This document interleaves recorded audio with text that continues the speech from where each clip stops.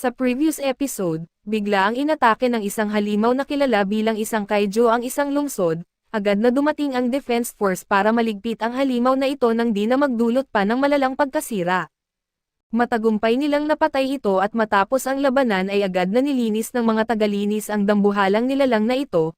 Isa sa mga tagalinis ay ang ating bida na may pangalang Kafka at matagal na niyang pangarap na maging kasapi sa defense force, kaso lang ay malas siya pagdating sa pag-apply dito.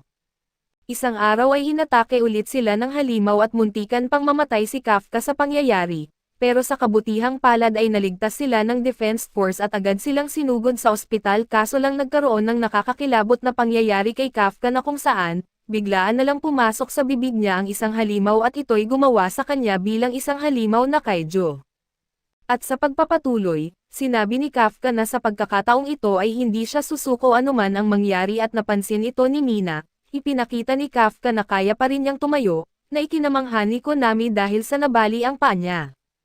Nagpasya si Hasha na hayaan siyang gawin ang nais niya kaso binalaan siya na i-activate ang shield kung magmukhang masama ang sitwasyon.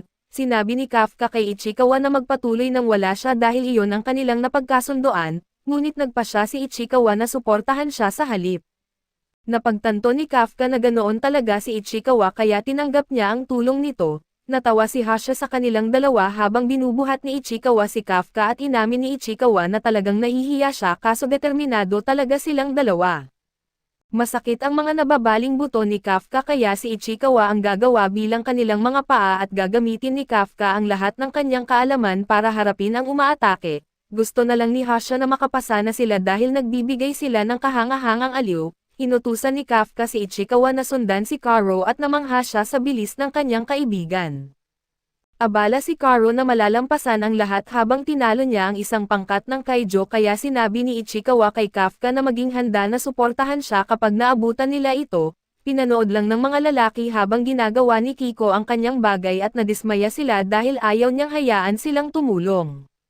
Inanunsyo ni Konami na tinanggal ni Kiko ang huling Yojo sa lugar at abala na sa pakikipaglaban sa kalaban, gumamit si Kikiro ng granada para makuha ang pansin ng halimaw at ginamit niya ang sandaling ito para makakuha ng perpektong posisyon para patayin ito. Dahan-dahan na sinabi ni Kiko na ito na ang huli habang hinahatak niya ang gatilyo at ikinatuwa ito ni Hasha habang binabaril niya ang halimaw. Nagulat si Konami habang inaanunsyo niya na tinalo ang kalaban at kumpleto na ang huling yugto ng pagsusulit. Siyempre, nagulat ang ating mga bida dahil hindi sila nakatulong at idineklara ni Kafka na masyadong mabilis si Kiko at kailangan na lang ni Konami na ibalik ang drone at magpadala ng medex para sa mga nasugatan. Nagulat si Hasha na mabilis natapos ang pagsusulit kahit na matagal itong inihanda. Humanga si Mina dahil mas malakas pa si Kiko kaysa sa sinasabi ng iba, at nagulat si Hasha na sapat ang lakas ni Kikuro para makuha ang pansin ni Mina at inaasahan na may aabot sa 30 katao ang susuko. Ngunit walang sumuko at siniguro ni Hasha na ito ay dahil kay Karo. Bagaman inaasahan ito dahil anak siya ni Direktor Shomiya, sigurado si Hasha na magiging malaking pangalan siya sa Defense Force at magiging ray of hope para sa buong bansa at balik sa pagsusulit. Umaasa lang si Kiko na napasaya niya ang kanyang ama sa pagiging perpekto sa labanan. Nag-relax si Kiko habang nagpasya siyang tumawa pa kay Kafka. Ngunit biglang lumitaw sa likuran niya ang isang kakaibang nilalang at agad itong nagdulot ng malawakang pinsala at sa puntong ito, lahat ay nagulat nang muling gumalaw ang mga nahulog na kaiju.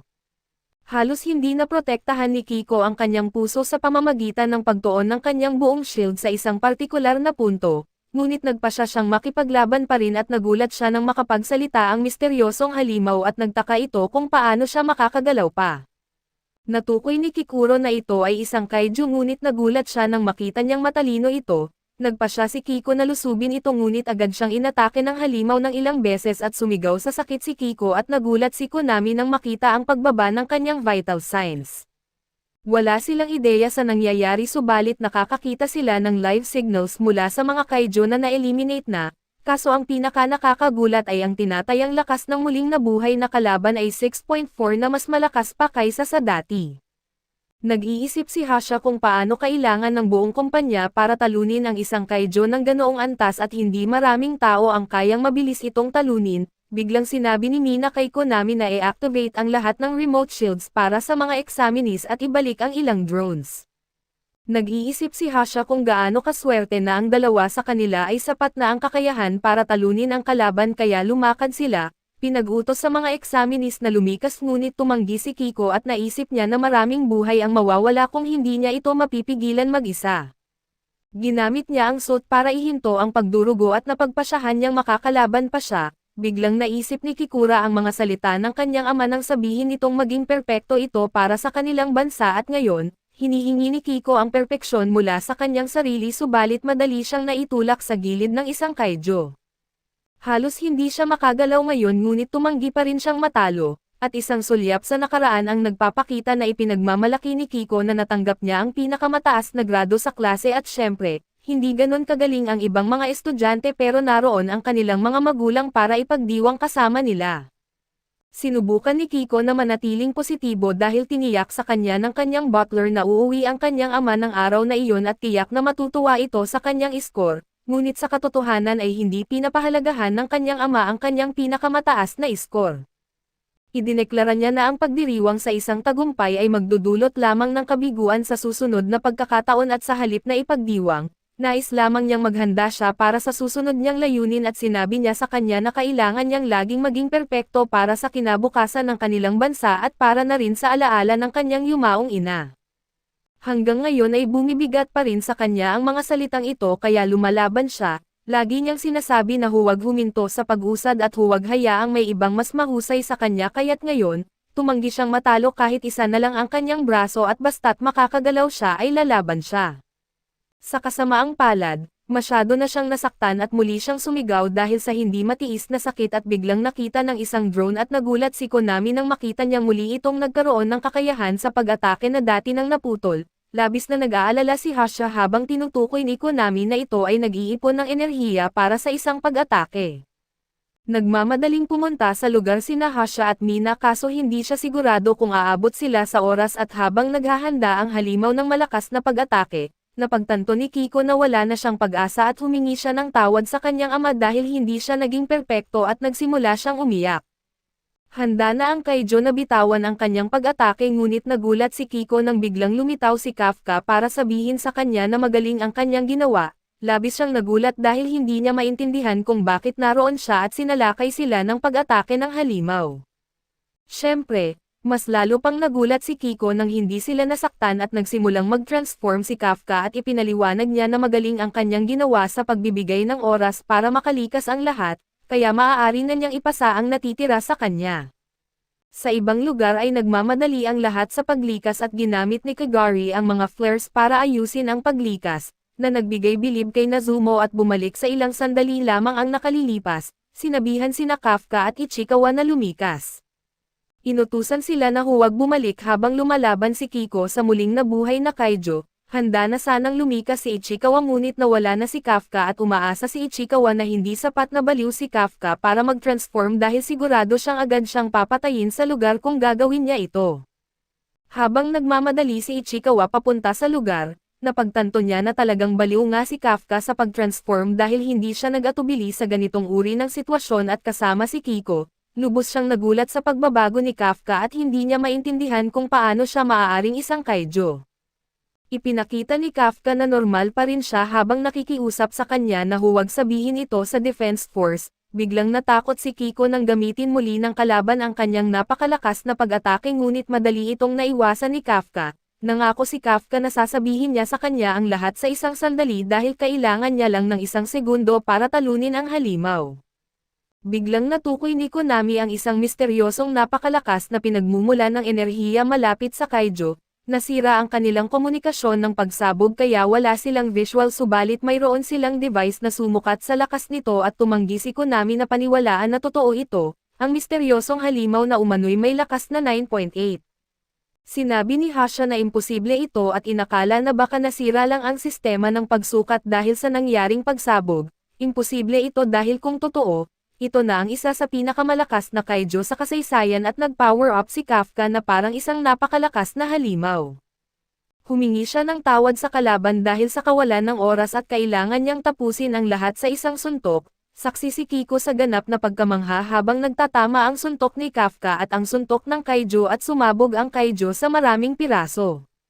Nakita ang pagkabigla sa mukha niya habang nagkalat ang mga bahagi ng katawan ng kalaban at nasiyahan si Kafka sa kanyang nagawa at sinabi sa halimaw na subukang mabuhay muli pagkatapos ng kanyang atake. Subalit gumalaw muli ang bagay kaya nagmakaawa si Kafka na itigil na ito dahil nagbibiro lang siya. Talagang tinalo na ang halimaw at tanging pagtataka na lang ang naiwan kay Kiko kung sino ba talaga ang lalaking ito. Iniligtas siya ni Kafka mula sa isa pang umaataking kalaban at ipinakita ang kanyang mukha at tiniyak niya kay Kiko na ligtas na siya ngayon, ngunit pinagalitan siya dahil sa paglalagay sa sarili sa labis na panganib. Di nagtagal si Kafka naman ang napapagalitan nang dumating si Ichikawa. Ipinaliwanag ni Kafka na plano niya lang mag-transform ng bahagi ng kanyang katawan ngunit kinailangan niyang baguhin ang plano nang makita niya ang Kaijo. Pinagalitan pa rin siya ni Ichikawa ngunit natapos ang pagtatalo nang mawalan ng malay si Kiko. Hindi nagtagal, dumating si Mina at Hasha sa pinangyarihan ngunit hindi nila maisip kung ano ang maaaring magdulot ng ganitong kalaking pinsala sa Kaijo. Biglang iniulat ni Konami na nakaligtas sina Kiko, Ichikawa at Kafka, na nangangahulugang kompleto na ang paglikas. Inamin ni Hasha na hindi makapaniwalang malakas si Kiko kaso walang paraan na magagawa niya itong mag-isa na patayin ang kalaban. Itinuro ni Mina na sa pagitan ng pagbabalik buhay ng mga kaiju at ang lugar ng pagsabog, marami silang hindi naiintindihan. Nag-utos si Mina ng isang unit ng investigasyon upang siyasatin ang lugar habang sila ni Hasha ay papatay sa natitirang mga kalaban. Napagtanto ni Hasha na katulad ang pagsabog sa nakita nila 3 buwan na ang nakalipas at nagtataka siya kung konektado ang mga ito. Makikita natin sa bandang huli na nasa ospital muli si Kafka at ipinaliwanag ni Ichikawa na mabuti rin ang kalagayan ni Kiko at ginagamit nila ang pinakamahusay na teknolohiya ng Defense Force para gamutin siya. Pinagnilaya ni Kafka ang pagsusulit na nagpaalala sa kanya kung gaano kahirap makipagkompetensya sa mga hindi kapanipaniwalang tao. Ipinapaalala rin ito sa kanya na ang paghabol sa iyong mga pangarap ay nangangahulugan na palaging mayroong iba na mas mahusay sa iyo sa mga bagay na pinakamahalaga sa iyo, ngunit higit sa lahat, naalala niya na napakasaya niya na hindi niya naaalintana. Natutuwa si Kafka na nagpasya siyang kumuha muli ng pagsusulit at nagpasalamat siya kay Ichikawa sa paghihimok sa kanya. Biglang lumitaw si Mina at nagpasalamat lamang sa kanila sa pagdadala kay Kikuro sa kanlungan at mabilis siyang umalis tulad ng kanyang pagdating kaya muntik nang tawagin ni Kafka ang kanyang pangalan, ngunit pinigilan niya ang sarili dahil hindi ito ang tamang panahon at mas gusto niyang makipag-usap sa kanya pagkatapos niyang maging opisyal. Mas kumpiyansa siya ngayon kaysa dati na mangyayari ito at tahimik siyang nangako sa isip na manood lang siya at samantala.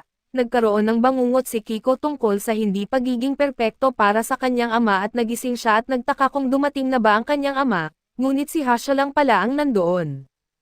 Ipinaliwanag niya na walang nasaktan at salamat sa kanyang pagtalo sa Kaijo. Ang kanyang pagkabigla mula sa pagkarinig nito ay nagtataka sa kanya dahil sa hindi siya ang tumalo dito at naalala ni Kiko ang sinabi ni Kafka kaya idineklara niyang siya ang pumatay sa kalaban ng gabing iyon.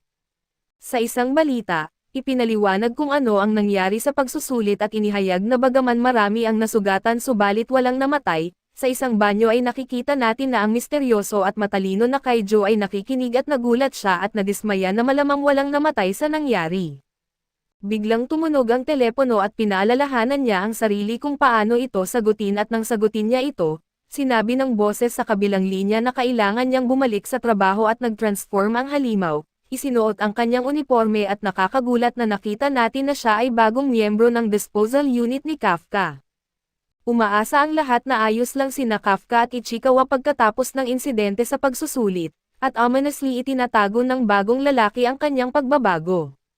Kaso dito muna matatapos ang ating recap, salamat sa inyong panonood hanggang sa muli.